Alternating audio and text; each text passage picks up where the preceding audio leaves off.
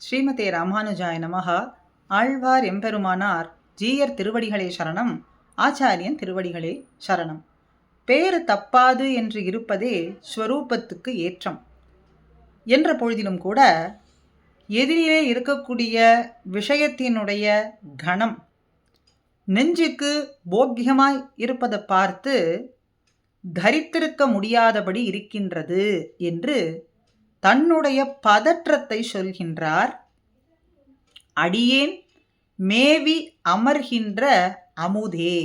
இந்த அமுது எப்படின்னா, உப்புச்சாறு போலே தேவர்களுக்கு தங்களுடைய சரீரத்தை வளர்க்கக்கூடியதான அமிர்தம் அன்று, அடியேன் அனுபவிக்கக்கூடியதான அமிர்தம். அடியேனுடைய அனுபவம்ங்கிறது அசாதாரணமானது. ஏன்னா அந்த விஷயம் அப்படி இருக்கு. அந்த விஷயம் அசாதாரணமானதுனாலே அந்த விஷயத்தின் இடத்தில் இருக்கக்கூடிய அடியேனுடைய அனுபவமும் அசாதாரணமானது.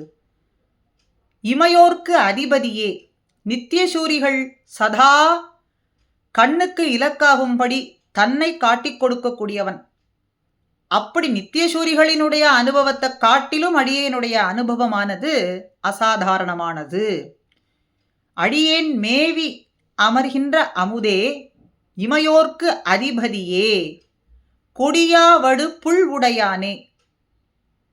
பெரிய திருவடியையும் கக்ஷத்திலே இடுக்கிக் கொண்டு வந்து அருள் செய்வதுங்கிறது, அப்படி விரைந்தோடி வந்து அருள் செய்யறதுங்கிறது சில பேருக்குத்தானா?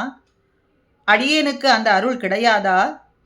அப்படி விரைந்தோடி வந்து அடியேனுக்கு அருள் செய்யலாகாதா? எம்பெருமான் ஆழ்வாரை பார்த்து கேட்கின்றான், ஆழ்வீர், திருமலையிலே வந்து நீர் சேவித்தால் ஆகாதா? ஏன் இங்கேயே இருந்து இப்படி பதற்றம் கொண்டிருக்கிறீர் அப்படின்னு கேட்டா, கொடியாவடு புல்லுடையானே, பெரிய திருவடியை விரைந்தோடி வந்து அடியேனுக்கு அருள் செய்யலாகாதா? அடியேன் அதற்கு பாத்திரமாக மாட்டேனா? கோலக்கணிவாய் பெருமானே, திருவதரத்தினுடைய அழக காட்டியே அடியேனை அடிமை கொண்டாயே. அந்த திருவதரத்தினுடைய அழகை முற்றுமாக அடியேன் அனுபவிக்கும்படிக்கு தேவரீர் செய்யலாகாதா? விரைந்தோடி வந்தால் ஆகாதா? ஆசிரிதர் இவ்வழகை அனுபவிப்பைக்காக கொடி கட்டி கொண்டு இருக்கக்கூடியவன் என்று நம்பிள்ளையினுடைய வாக்கு. கொடி கட்டி கொண்டிருக்கான். ஆசிரிதர் இந்த அழகை அனுபவிப்பதற்காகவே கொடி கட்டி கொண்டிருக்கான். அப்படிப்பட்டவன் யாருன்னு கேட்டா, எப்படி இருக்கின்றான்னு கேட்டா, செடியார் வினைகள் தீர் மருந்தாக இருக்கின்றானாம். நிலத்தில் விளையக்கூடிய மருந்தை காட்டிலும் மலையிலே விளையக்கூடிய மருந்துங்கிறது மிக சிறந்ததாகும். இங்க இந்த மருந்து எங்க இருக்குன்னா திருமலையிலே இருக்கின்றதாம். ஆர் மருந்தினி ஆகுவார் அப்படின்னு இந்த ஆழ்வாருக்கு அச்சேத்தனமான மருந்து ஒரு காலம் பிடிக்காது. எது மருந்து அப்படின்னு சொல்லாமல் ஆர் மருந்து அப்படிங்கிறதுனால இவருடைய மருந்து சேத்தனமாகவே இருக்க வேண்டும். அப்ப நோய்களை தீர்க்கும் மருந்து உலகிலே இருந்தாலும் கூட நோய்களை தீர்க்கக்கூடிய மூல காரணமான வினைகளை தீர்க்கக்கூடிய மருந்துன்னு எங்காவது உண்டா?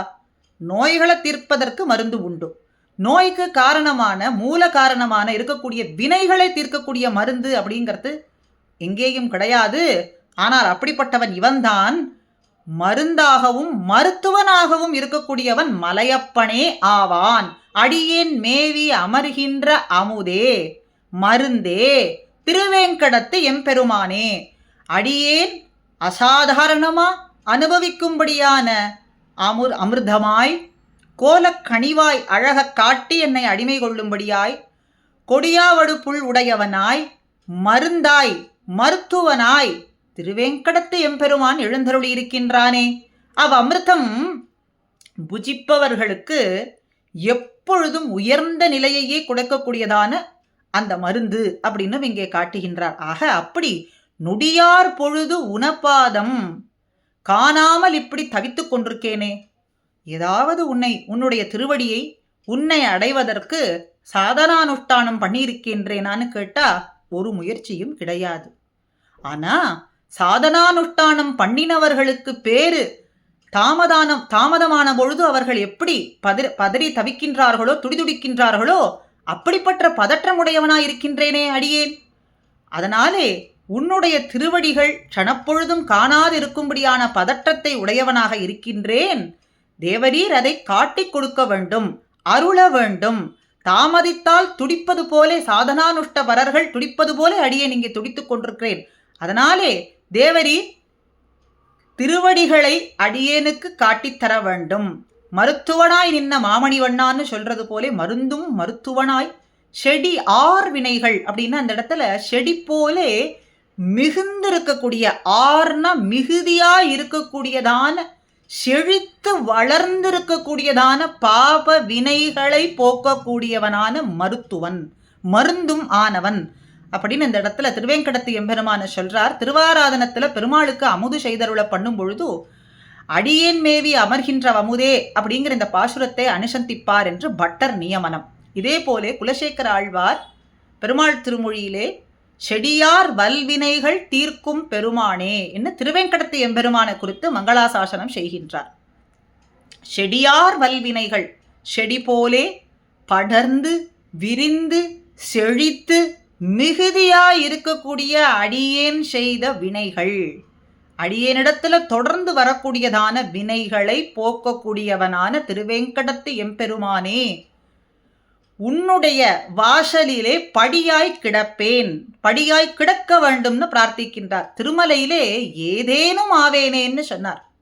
ஏதேனும் ஆவேனே, திருமலையின் வாசமே உத்தேசியம், திருவேங்கடத்து எம்பெருமானே உத்தேசியம், திருமலையே உத்தேசியம் அப்படின்னு சொல்ற பொழுது ஏதேனும் ஆவேனேன்னா மற்ற வஸ்துக்கள்லாம் எம்பெருமானிடத்திலிருந்து அதிக தூரமாக இருப்பதனாலே உன்னுடைய திரு அதரத்தை கோல கனிவாயை கண்டிருக்கும்படியான உன்னுடைய வாசல்ல ஒரு படியாய் கிடப்பேனே.